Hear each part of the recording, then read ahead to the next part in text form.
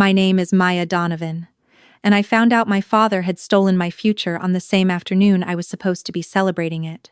I was standing in the driveway with a letter in my hand, the kind with a university seal pressed into the corner, the kind you hold with both hands because your fingers won't stop shaking. Full academic scholarship, 4 years.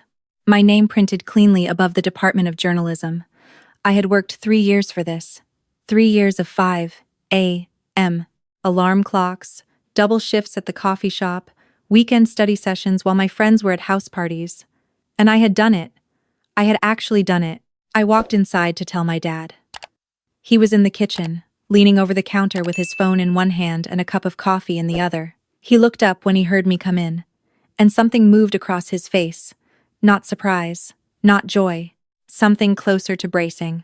That's when I noticed my brother sitting at the table. He didn't look up from his laptop. He already knew. "I got the scholarship," I said, holding out the letter. My dad set down his coffee. "Maya." He said my name like it was a sentence that had run out of room. "I need to talk to you about that." It turned out the scholarship required a financial review of the household, and during that review, the university had flagged something.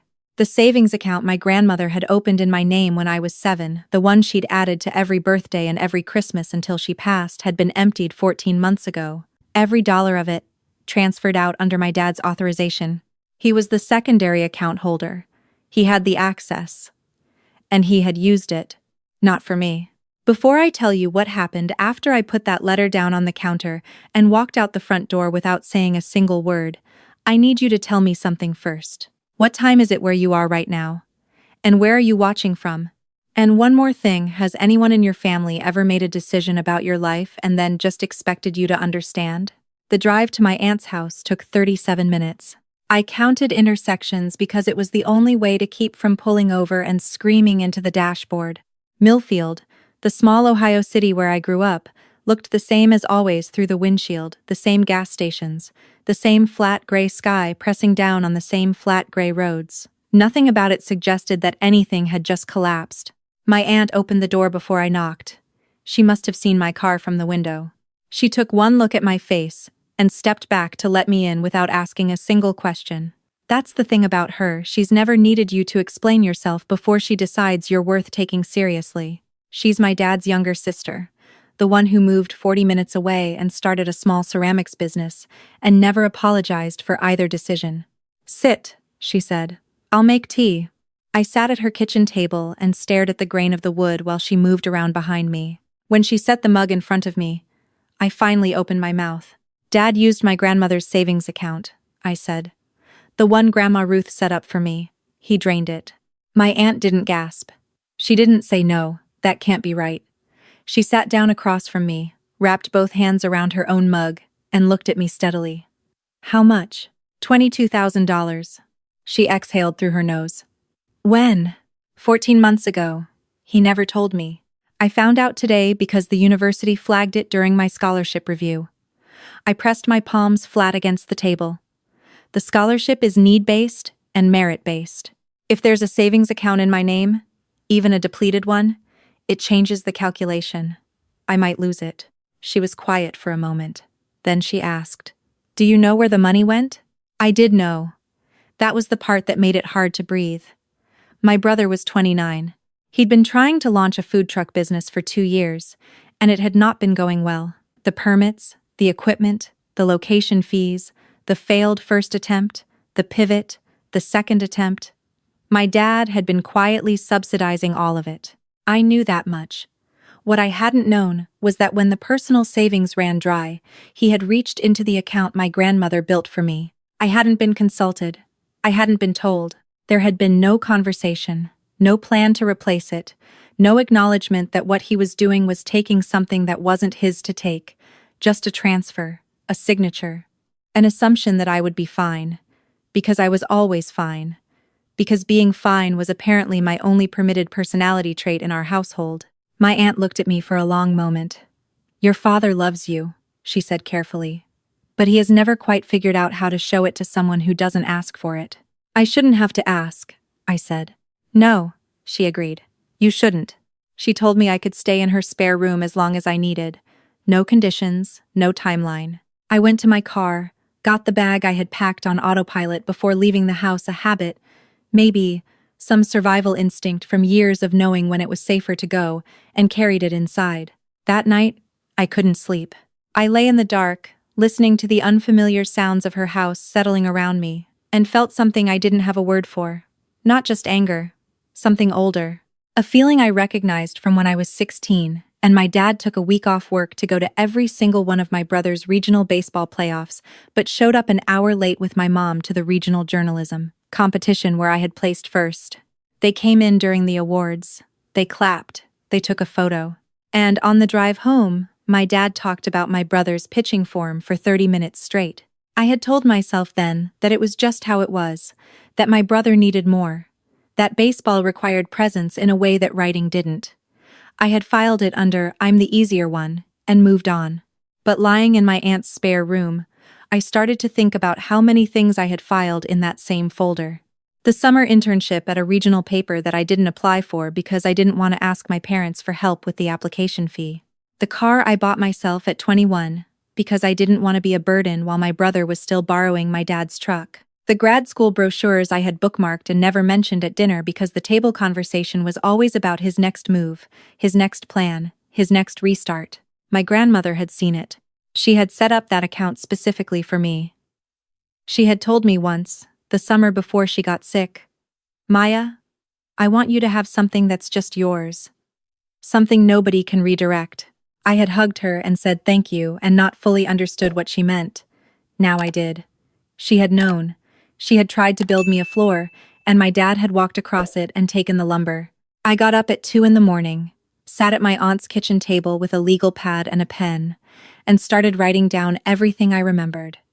Every moment, every redirect, every time my future had been treated as the backup plan for someone else's emergency. By the time the sky started going gray outside the window, I had 4 pages. They weren't organized. They were just true.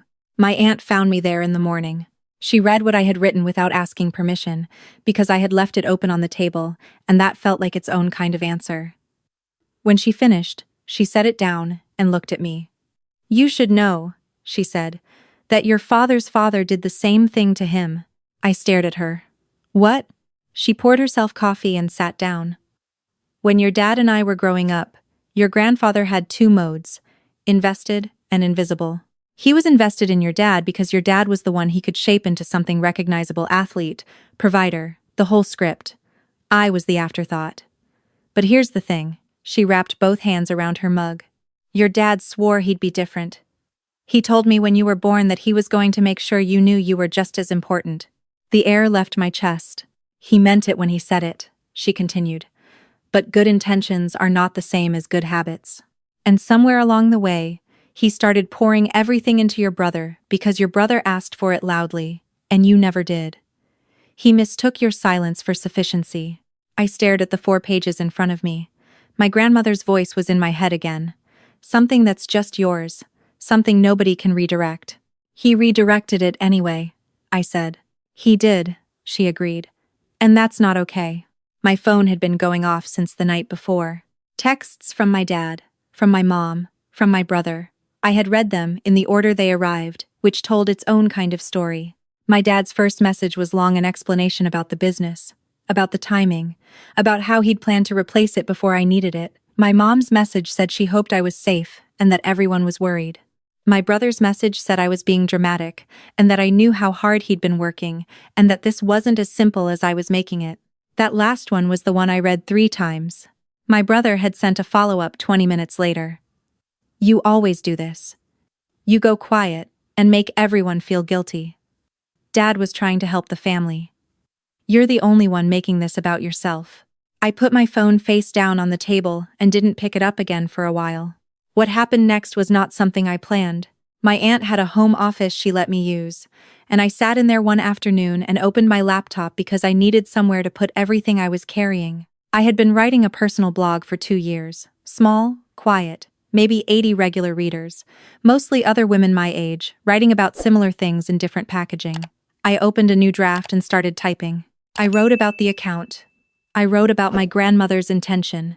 I wrote about what it felt like to find out that someone who loved you had decided your future was available for borrowing. I wrote about the folder in my head I'd been calling "I'm the easier one," and what I now understood that folder had actually cost me. I didn't use full names. I used my dad, my brother, my grandmother. I published it at 11:30 at night without rereading it, because if I reread it, I would delete it. By morning, it had been shared 400 times. By the following evening, it was at 11,000. The comments came in faster than I could read them. Women who had watched their brothers get tuition money while they took out loans. Daughters who had been told they were strong enough to handle less. People who had spent years being described as easy and low maintenance, and the one we never worry about, and who had only recently started to understand that those descriptions were not compliments. They were permission slips. Permission to be overlooked. One comment stopped me cold. It was from someone with the username, Golden Kid, trying to change. She wrote, "I was the favored one in my family. Reading this made me sick, because I saw my sister in every word. I'm reaching out to her today. Thank you for making me see what I couldn't from inside it." I read that one several times. My brother called me that evening. Not to apologize. To tell me I had made things very difficult, and that our parents were upset, and that I needed to take the post down. "You don't air family business online," he said. "You're embarrassing everyone." I thought about every conversation I'd ever had with him that went this exact direction. The one where he became the reasonable voice and I became the problem. The one where the actual issue got buried under a discussion of my behavior. "I didn't use anyone's name," I said. "People who know us will figure it out." Then maybe the people who know us should ask themselves why the story was there to tell. He hung up. That night I sat in my aunt's office and wrote another post. This one was about the phone call, about what it looks like when someone's first response to being seen clearly is to make the person doing the seeing responsible for the damage. About the difference between privacy and secrecy.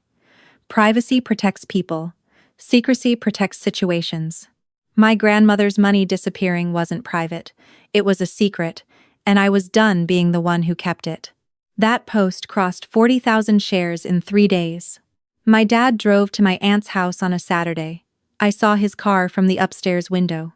My aunt went to the door, and I heard their voices low in the entryway, not arguing, just talking in that careful, measured way people use when they're trying not to ignite anything. Then she came to the foot of the stairs and looked up at me. "He's asking if you'll talk to him," she said. I told him it's your call. I came downstairs. My dad was standing in the living room with his hands in his jacket pockets, and he looked smaller than I remembered him looking. Not physically. Something else. The version of him that could fill a room with confidence and certainty had stepped back and left behind the version that was just a person who had made a serious mistake and knew it. "I'm not going to ask you to understand," he said. "I know that's not fair." "Okay," I said. "I want to explain what I was thinking, not to justify it, just so you know." He pulled his hands out of his pockets and looked at them briefly. "Your brother was falling apart.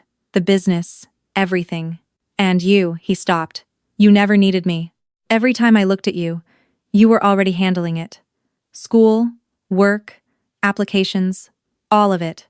I told myself you'd be fine, that you'd figure it out. You always did." I let him finish. Then I said, "You taught me to be fine. You made it the only option that didn't cause trouble." He flinched. "I watched you go to every baseball game for 11 years. I watched you co-sign his equipment loans and his truck lease and his apartment when the first one fell through. And every time I did something, I made sure it didn't require anything from you, because I had seen what it looked like when someone in our family needed help and how much attention it took. I made myself small so there would be room for him." My voice stayed level because I had cried about this already, alone, in the dark, in a spare room that didn't belong to me. "And then you took the one thing my grandmother specifically set aside to make sure I had a floor, and you used it for his ceiling." My dad's jaw was tight. His eyes were wet. $22,000, I said. "That's what you decided my future was worth compared to his. I was going to pay it back." "When? Before or after I needed it?" I folded my arms. "You didn't tell me. That's the part I keep coming back to. You made a decision about my money, my grandmother's money, for my future, and you didn't say a word. Because you knew I'd say no. Or because it didn't occur to you that I got a vote. He sat down on the edge of my aunt's couch like his legs had given out slightly. I was wrong, he said. I know that's not enough. I don't have a better word for it. I sat down across from him. Not close, not to offer comfort, but sitting. Your aunt told me about Grandpa, I said. About how he was with you and her. He looked up. You said you were going to be different, I said. She told me that. He nodded slowly. I remember saying that. What happened? He was quiet for long enough that I wasn't sure he was going to answer. Then he said, Your brother reminded me of myself at that age, wanting things badly and not quite being able to hold on to them. And I thought, if I could just give him what my father never gave me. He stopped. I didn't realize I was doing the same thing in reverse. My father ignored me and poured everything into my sister. I poured everything into your brother and told myself you didn't need it. He pressed his hands against his knees. It's the same pattern. I just convinced myself it looked different because my reasons felt like love. The word landed in the room between us and just sat there. You need to make it right, I said finally. Not with an apology. With action. The scholarship review is next month. I need documentation that that account was tampered with, and a plan, a real, written plan for restoration.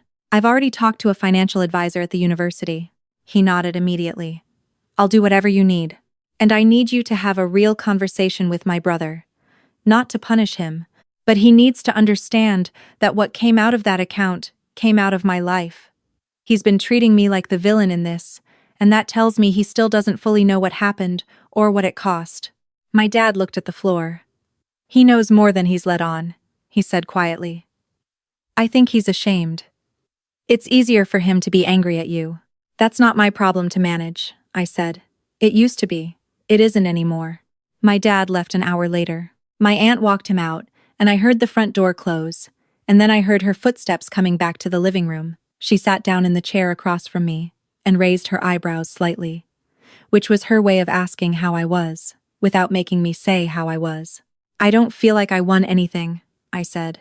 You weren't playing a game, she said. You were just trying to exist. My brother showed up 2 days later. He did not call first. I opened the door and found him on the front step, looking like someone who had been rehearsing something for days and had now forgotten all of it. He was 31 years old, and he looked about 17. Can I come in? He asked. I stepped back. He sat down at my aunt's kitchen table, and I sat across from him, and for a moment neither of us said anything. Then he cleared his throat. Dad told me the full amount, he said. I didn't know it was that much. Did you know he was taking it at all? A pause, long enough to be its own answer. I knew he was helping me, he said carefully. I didn't ask where the money was coming from. I told myself that was between him and his accounts. It was my account, I said. I know. He pressed his lips together. I know that now. The posts, I said. The ones online. The way you talked about me to your friends. The group chat, I saw those. He had the grace to look ashamed. I was scared, he said. The business stuff was already rocky, and then people started recognizing the story and putting it together, and I panicked. I thought if I made you look unreasonable, people would stop paying attention. He shook his head. That was wrong. I'm saying it clearly. That was wrong. I looked at my brother across the table. I thought about being 8 years old and thinking he was the coolest person I had ever seen. The way he could talk to anyone. The way rooms organized themselves around him. I thought about the next 20 years, during which rooms had kept organizing themselves around him, while I learned to stand at the edges and be fine with it. I don't want your business to fail, I said. I never wanted that. I wanted to matter equally, that's all. I didn't want less for you. I wanted the same for me. He was quiet for a moment. You always seemed like you were fine, he said. I know. I worked very hard to seem that way. I met his eyes. You could have asked once, just once, whether I was actually fine or whether I was just performing it. He looked at the table. I didn't ask because I didn't want the answer to require anything from me. That was the most honest thing he had said in our entire adult lives, and we both knew it. I know, I said. The scholarship came through 3 weeks later. My dad had submitted the documentation, worked with the university's financial aid office, and signed a formal restitution agreement. It wasn't clean. It wasn't tidy. But the letter came with my name on it, and the seal in the corner. And this time I stood in my aunt's kitchen when I opened it. And she was right there, and when I showed it to her, she smiled like someone who had been waiting for this longer than I had. I wrote about it. Of course I did. Not to perform the ending, but because the women in my comments had stuck with me through the whole thing and I felt like I owed them the rest of the story. I wrote about the conversation with my dad, about my brother showing up without calling, about the restitution plan, about the scholarship letter, and then I wrote one more thing. I wrote about my grandmother, about the summer before she got sick, when she pressed her hand over mine and said she wanted me to have something that was just mine. I wrote about what I now understood she had seen, that she had watched this family long enough to know that the quiet ones don't always get taken care of, and she had tried, in the way she knew how, to build me something solid before she left. I told my readers that the money had been used without my knowledge, but that the intention behind it had survived, that it had been her voice, in some way, that gave me the nerve to stop pretending everything was fine. The post got more responses than anything I had written before. But the one that stayed with me was from a woman who wrote, "My dad did something similar. I've known for 6 years and never said anything because I thought speaking up would break the family apart. Reading your story made me realize the family was already broken. I was just the one holding the pieces and pretending it wasn't heavy." I read that comment more times than I can count. I did not move back home. I made that decision clearly and without guilt, which was new and unfamiliar and felt like something worth practicing. I stayed at my aunt's for another month while I sorted out housing near campus. My dad and I talked on the phone every week, and the conversations were different now, smaller, more careful, less performance on both our ends. He asked about my work. I asked about his. We were learning, slowly, to talk to each other like two people who were trying, instead of two people playing assigned roles. My brother called me in late October. He had gotten a new location approved for the food truck. He was nervous about it and wanted to talk through the numbers. He didn't ask for money. He just wanted someone to listen who would tell him the truth. I listened for 45 minutes and told him the truth. And when we hung up, I sat for a moment with the strange new feeling of having a brother who was actually talking to me rather than around me. It wasn't a healed family. I want to be honest about that. You don't get 20-some years of a dynamic like ours and fix it with a few hard conversations. What we had now was something more like a negotiated ceasefire. Everyone more aware of what they had been doing. Everyone, in their own way, trying to do it differently. I started classes in January. Journalism. First year. I sat in a lecture hall on the first morning with a notebook open in front of me, and felt something that I hadn't felt in a long time, and almost didn't recognize. I felt like I was exactly where I was supposed to be, not in spite of everything that had happened, not separate from it, because of it. The girl who burned herself down to keep the peace would never have published those posts, would never have walked out the front door with her bag, would never have sat across from her dad and said, "This is what it cost me, and you need to know it." She would have filed it under, "I'm the easier one," and moved on. I don't file things there anymore. Here's what I need you to hear. If you're the person in your family who is always described as strong, independent, the one we never worry about, that description is not neutral. It is a workload. It is years of making yourself small enough that your needs don't inconvenience anyone. It is a performance of fine that costs more than you are supposed to know. You are allowed to stop performing. You are allowed to say, "I have been carrying this, and it is heavy, and I am setting it down now." And if you're the brother in this story, the one who didn't ask where the resources were coming from because you didn't want the answer to require anything from you, this is your chance to ask. Really ask. Whether the person in the shadow of your family's attention is actually okay. Whether what was given to you came at a cost to someone else. Whether there's still time to be the sibling who decides to stand next to instead of on top of. And if you're the father, the mother, the parent who convinced themselves that the quiet child was fine because the loud one needed more, I want you to hear this, the way my grandmother said it to me, with her hand over mine, with complete gentleness. The quiet ones are not fine. They are waiting. They have been waiting for a long time, and the window doesn't stay open forever. Now I want to know, in your own story, who are you right now? Are you the one who's been performing fine for so long you've almost convinced yourself? Are you the one who's been given more and is just now starting to wonder what that cost? Or are you somewhere in the middle, trying to figure out how to rewrite the script before it's too late? Tell me in the comments. Tell me where you're watching from and what time it is there. And tell me, what's one thing, just one small thing you could do this week to stop letting someone else's comfort come at the cost of your own? I'm listening.